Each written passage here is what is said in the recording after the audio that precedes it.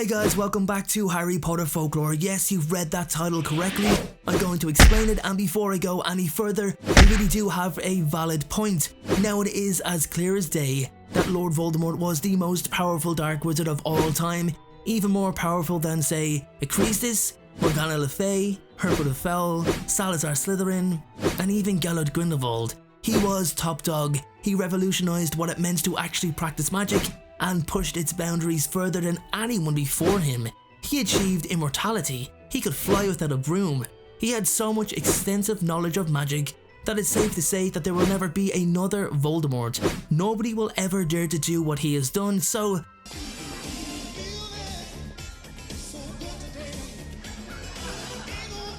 he's kind of sealed his place in history, even if it's for the atrocities he committed. However, there was one thing he wasn't so good at, one thing that he wasn't really convincing with, wasn't really ruthless at, and that was dueling. He actually has a terrible record of winning duels. It was only when I watched The Order of the Phoenix and, you know, the duel with Voldemort and Dumbledore, it ends in a stalemate, and I thought, he actually never wins any of his duels, he kinda sucks at it. Then I started researching every time he was ever in a duel, and he won none of them. The only time he was effective with his wand was when the other person was at a disadvantage. So of course I'm going to have to prove my point, guys, and in order to do that, let's go way back to what I've identified as one of Voldemort's earliest duels on record in the book. Anyway, it's given to us in the prophecy.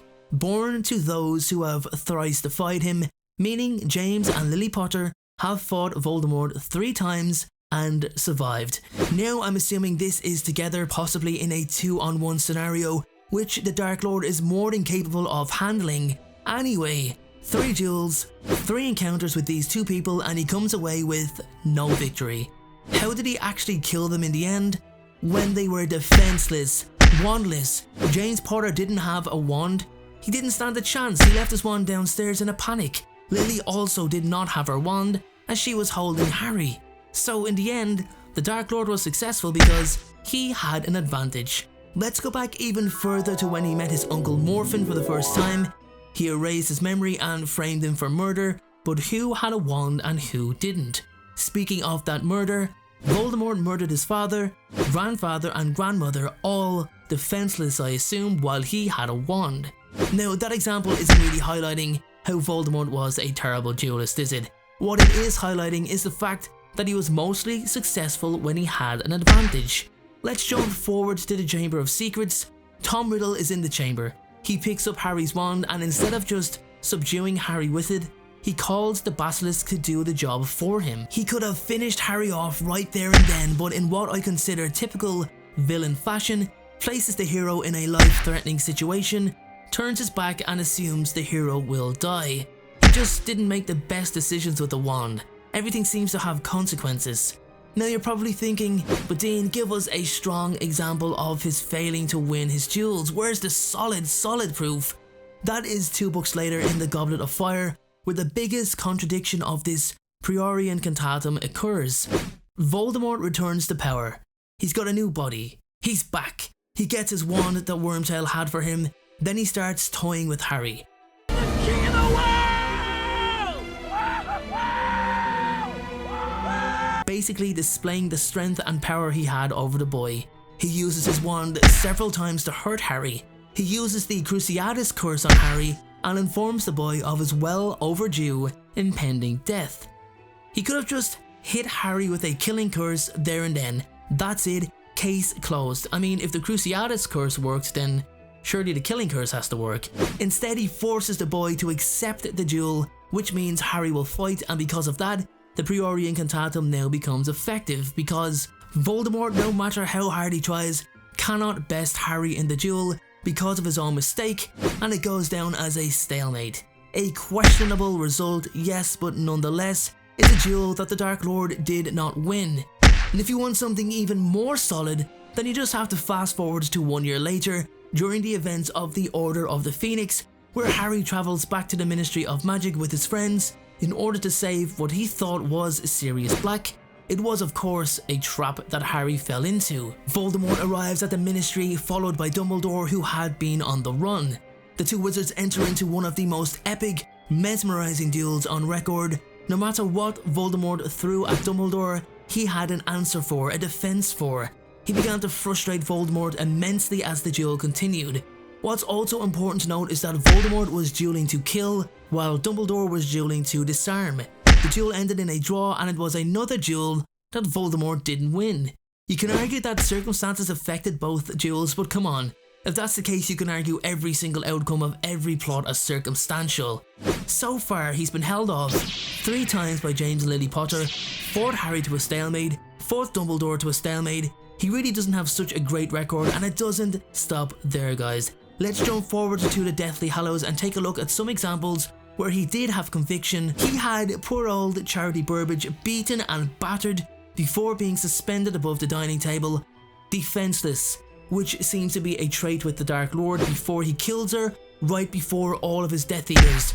He killed Pius Stickneys out of the blue without the man even knowing what had hit him. Even when it came to killing Snape, something he did regret actually, he didn't even allow Snape to defend himself before he delivered the killing blow. Snape did reach for his wand, but sadly wasn't quick enough.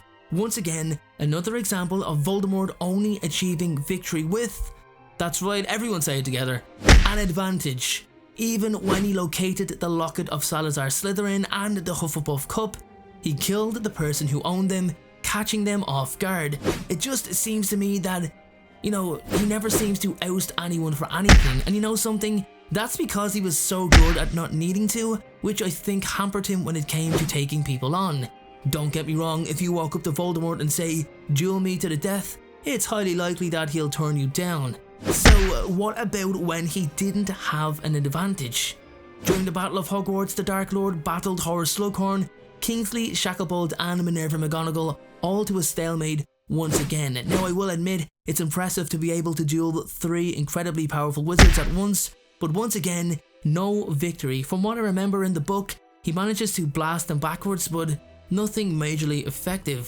He doesn't position himself in any way to deliver a killing or even a damaging blow to any of them. Then of course we have the last stand, the final duel, the closing moments of the book where Harry meets Voldemort for the final time. Despite pleading with the Dark Lord that he can still save his soul at the very least, and even informing him that his wand won't work, Voldemort still proceeds to duel Harry anyway, and guess what? He loses. Not only loses, but gets killed and condemns his broken soul to an eternity of suffering. Okay, this is the only one he actually lost, but it's really important to note that despite not losing the previous duels I mentioned, he didn't win any of them. I don't think he considered dueling all that relevant or important as he once did. If I can compare it to anything, it's kinda like Emperor Palpatine from Star Wars not viewing lightsabers as necessary due to the fact he's already achieved the level of power and political status he originally set out to achieve. He had no need for a weapon to defend himself from the people he had wiped out. Voldemort, on the other hand, hadn't really got there just yet. He still had a lot of work to do, but it's just my own guess, guys. I'm sure you will have your own opinions on Voldemort's dueling abilities. I'm not saying the man can't duel. I don't think he'd be where he is if he couldn't fight with a wand. Maybe it's just coincidental that he never won a single duel in all of the books he featured in. In addition to that, Voldemort never believed he'd actually ever lose a duel in the first place. He was going into every duel knowing he couldn't die, which may have affected his intensity when he was participating in the fight. Anyway guys, that's my take on Voldemort being a terrible duelist. Please take that statement with a pinch of salt. The Dark Lord is extremely powerful, and I've no idea how this video idea popped into my head, but it did, and I really hope you all enjoyed it. Make sure to look out for the next video, and I'll see you all soon.